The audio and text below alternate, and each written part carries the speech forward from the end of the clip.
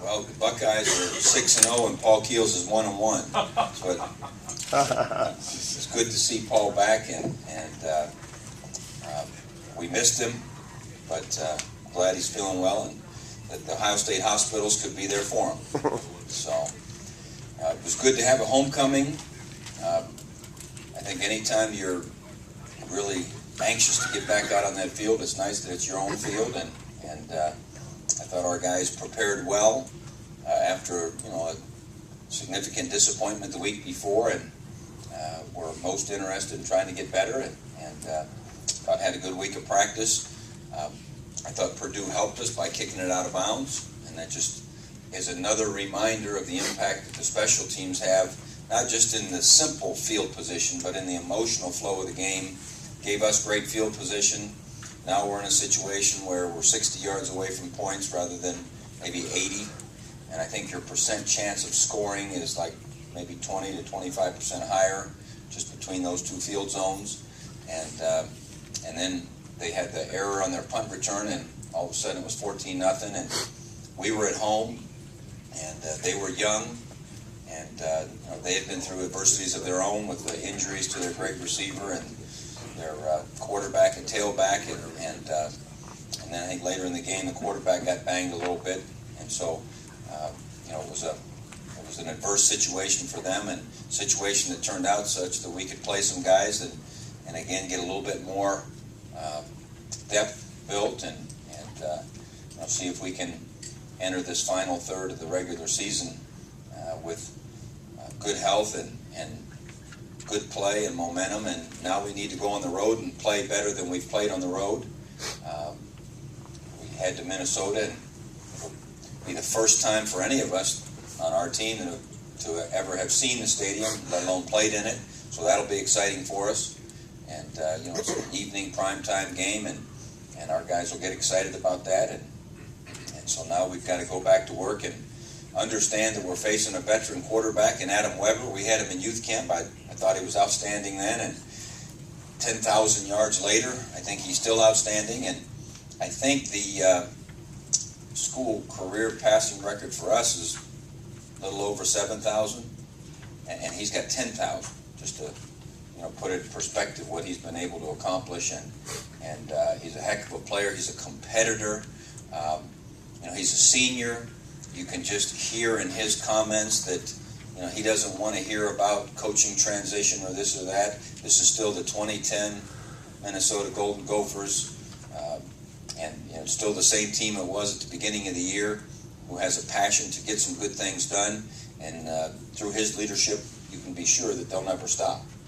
And that's the kind of leader that you want to have. And he leads a young group of receivers who I think are getting better and better.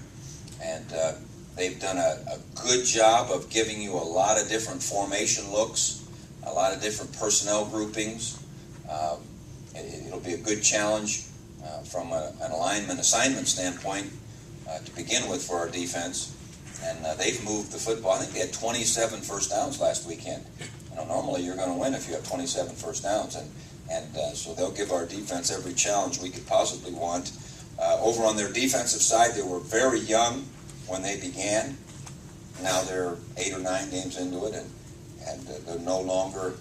And you no longer talk when you talk about a team of so and so had this many starters returning, because that's irrelevant now, because they're going into this point in the season, and they seem to have dialed up a little bit more of their pressure package in this last game or so than they did earlier in the year.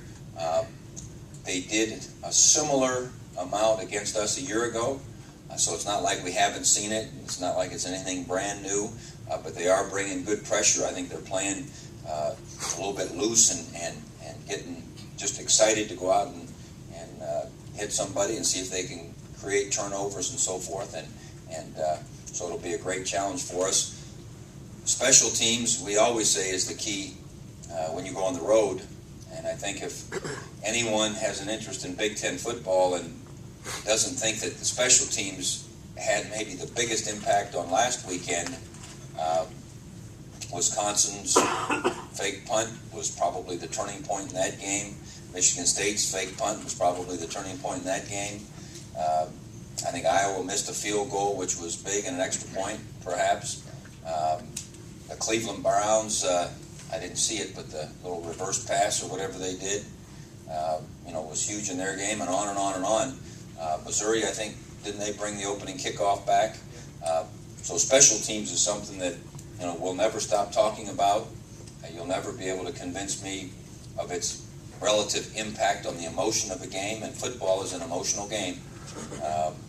And so we've got to make sure that, despite the fact that we've had to go with a lot of different lineups due to injuries in the linebacker and DB areas, we've got to get better at special teams, especially on the road. It's a huge impact. Purdue found that. I'll go full circle. Purdue found that out.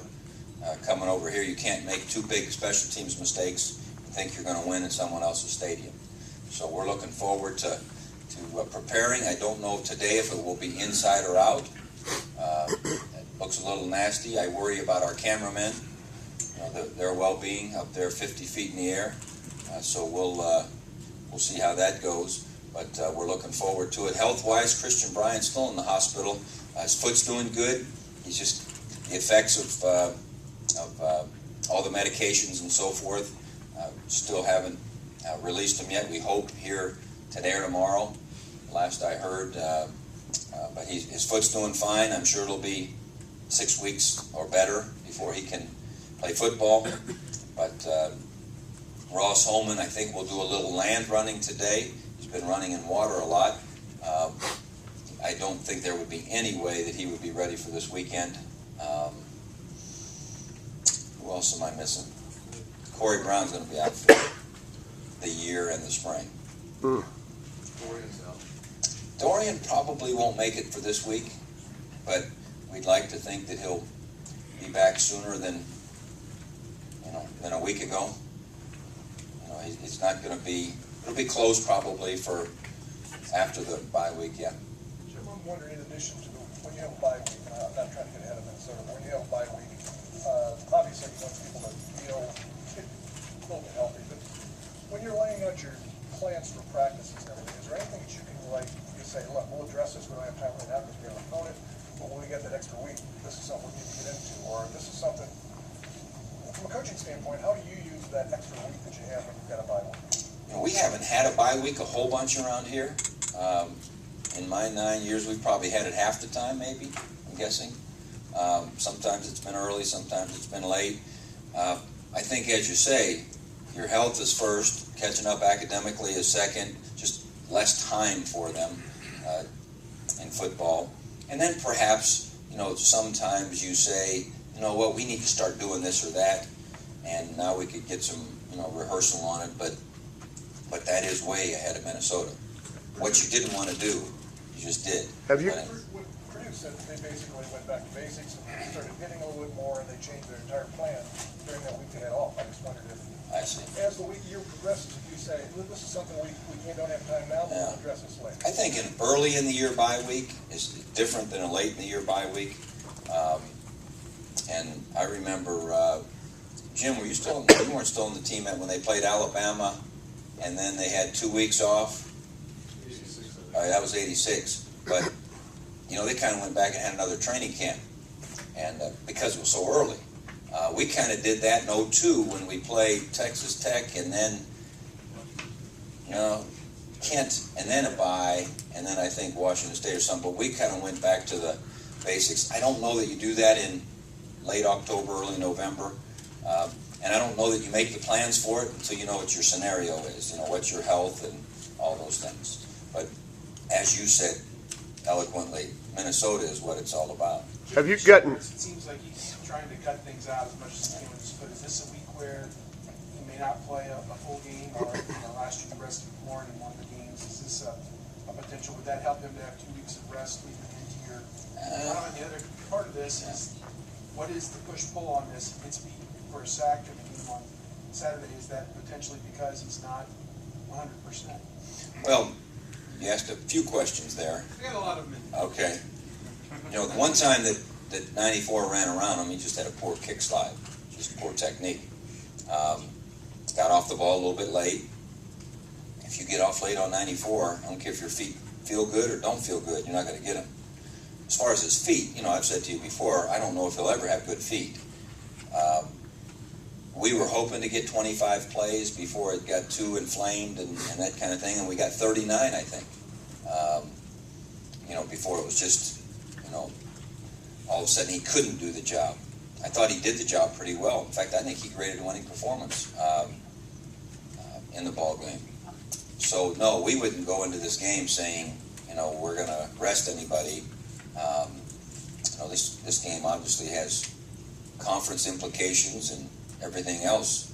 I think the game Justin might have sat out was New Mexico State, and probably if it was a conference game, you would have, wound it up and so forth. So, but he's hurting, and like you say, he's just trying to fight through it. Has Andrew Norwell been a pleasant surprise, Yeah. especially coming off such a serious injury? I mean, obviously, you guys like him, recruited him, but coming off such a serious injury, has he been a surprise?